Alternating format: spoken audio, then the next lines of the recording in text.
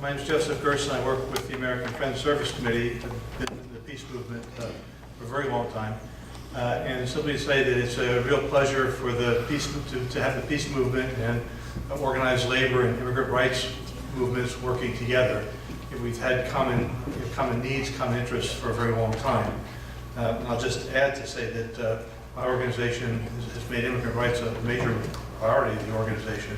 We have a staff member named Gabe Camacho who works here in the Boston area on that legislation, and also in terms of workers' rights and getting pay that many immigrants are denied because they're not in a good position to go to the courts.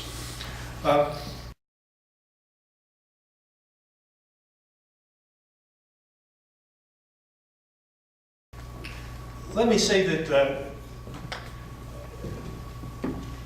as I've been working on issues of U.S. domination, Asia Pacific, issues of war and peace in the region for a long time. And when I first heard about TPP, what I understood was it's really a strategic treaty. It's a strategic arrangement. It's not only about the jobs and the corporate profits are huge, but at a whole other level it's about China.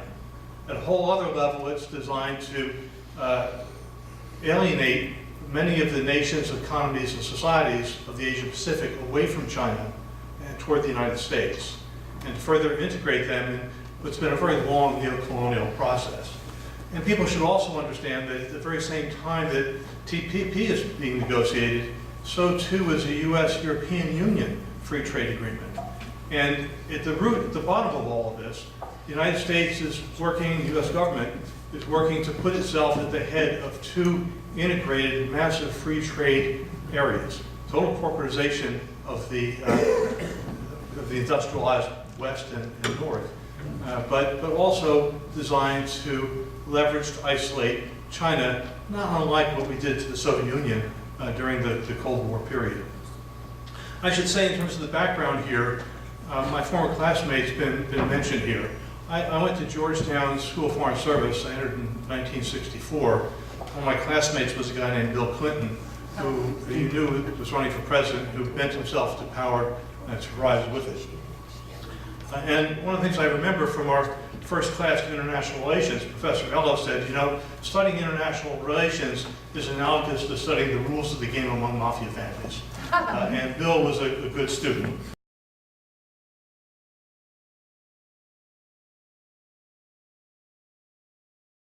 I want to say a little bit about what the situation in East Asia is at the moment.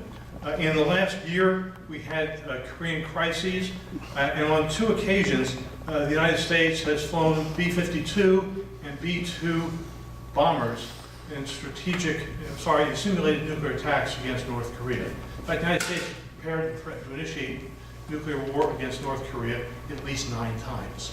Next slide.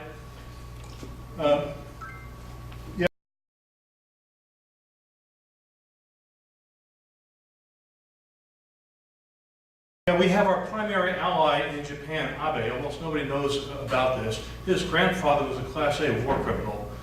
He wants to undo the post-war system. He denies that what Japan did from 31 to 45 was aggression, denies sexual slavery, and has really sharpened a confrontation. Next slide.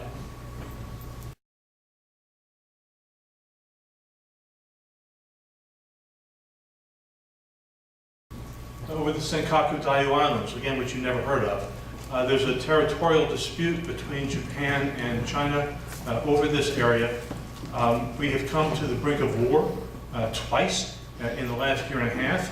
And what both Congress and the Obama administration have said is if it comes to war, our treaty with Japan requires us to fight against China on Japan's side. Next slide.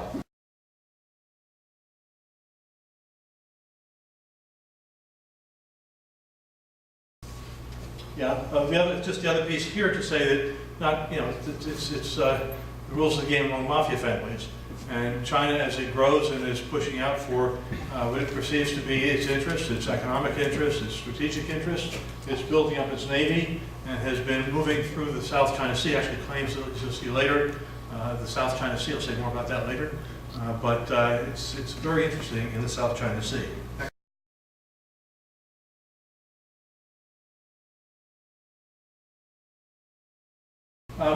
We're in a situation in which the U.S. economy, the U.S. society, as an empire, is in decline, and an environment in which there's a rising power, which is China. So here is the National Intelligence Council saying the transfer of global wealth and economic power now underway, roughly from west to east, is without precedent in modern history. And TPP is part of the effort to try to shore up U.S. power. Next slide.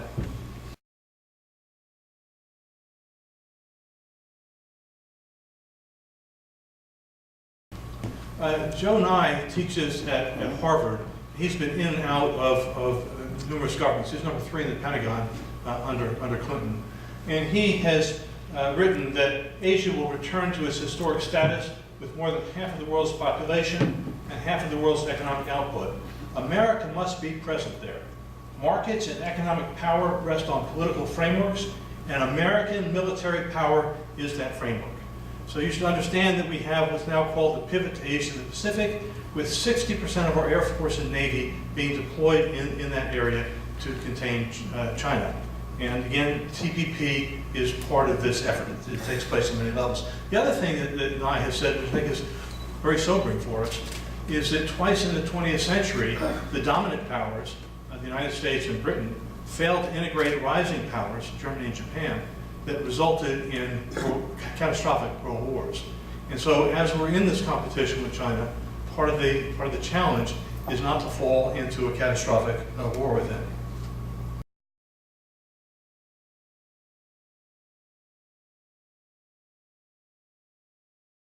I'm going to jump to some history here. The U.S. has been in Asia Pacific for a very long time. In the time of the Opium War, when Britain defeated China so it could sell opium to the Chinese people and deal with its balance of payments problems, the United States was ostensibly neutral but provided considerable support. And the United States was involved in the opium trade itself, principally bringing opium from Turkey. And the Forbes family fortune is in part built on that drug trade. Our current Secretary of State is a Forbes.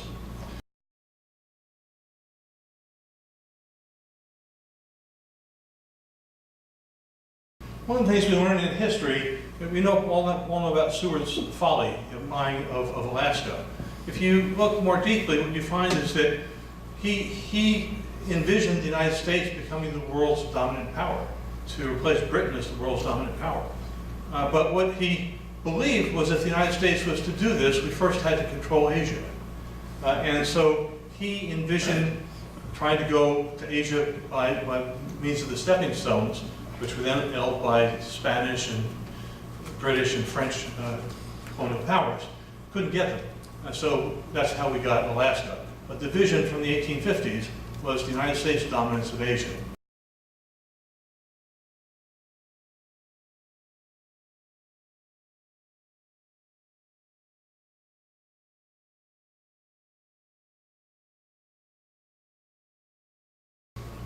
Yeah, so when I was a senior at Georgetown, we had a great class on U.S. diplomatic history, taught by a man we didn't know had been the principal ghostwriter of John Kennedy's Profiles in Courage. And his lecture on the 1890s was just stunning, because on the one hand, he talked about how people like Henry Cabot Lodge used to go to church in Harvard Square, and Teddy Roosevelt and Admiral Mahan had envisioned that we needed to build a strong Navy to challenge Britain so we could dominate the world. And at the same time, in the 1890s, we had a massive economic depression in the United States, massive, bigger than the 1930s. At the same time, you had unions forming, there was protests, minor strikes, huge turmoil across the country. And so the elite here concluded that if we could gain the, what's the word I want here, the holy grail of capitalism, which is, say, the Chinese market, we could put workers back to work 24/7. That would mean there would be social peace in the United States and more profits for the owners. So we used the sinking of the Maine. Well, the other thing he said was, remember him describing, his name was Jules Davids, describing Subic Bay, a perfect, round, beautiful bay and just the perfect jumping off point to the Chinese East Coast and that market.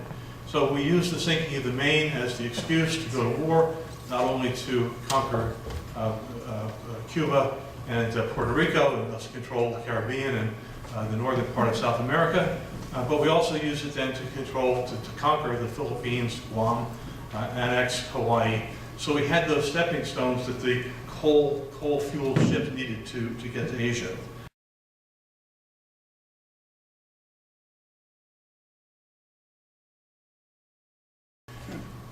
So this is the grandfather of the current Prime Minister, Kishi.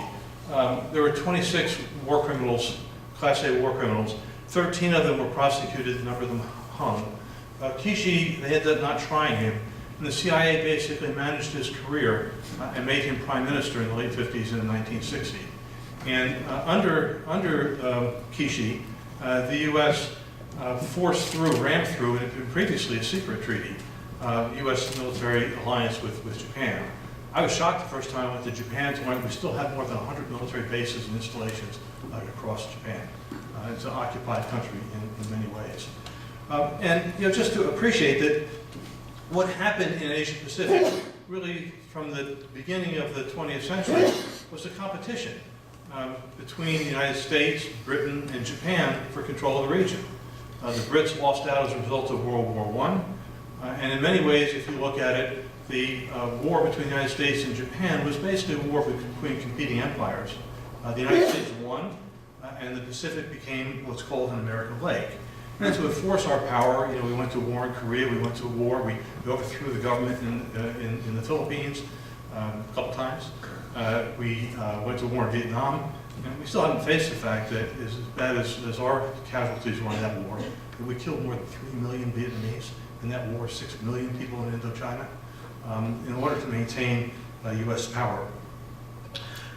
Some years ago, in 1998, I read that Joe Nye and Ezra Vogel also at Harvard, Vogel had been in charge of intelligence at the State Department, Asian intelligence in the first Clinton administration, that they were going to go to Asia as NGO representatives and to talk to their peers. And I thought, Joe Nye knows who I am, he wouldn't answer any questions I had, but Vogel I might be able to get to. So I went and I interviewed Vogel, and I said, what do you want out of this meeting? He said, well, I want to do a new security structure in Northeast Asia. I said, well, how do you get that? He said, well, what we do is we threaten to surround China with missile defenses that can destroy all of China's missiles, And then we say, let's make a deal. What's the deal?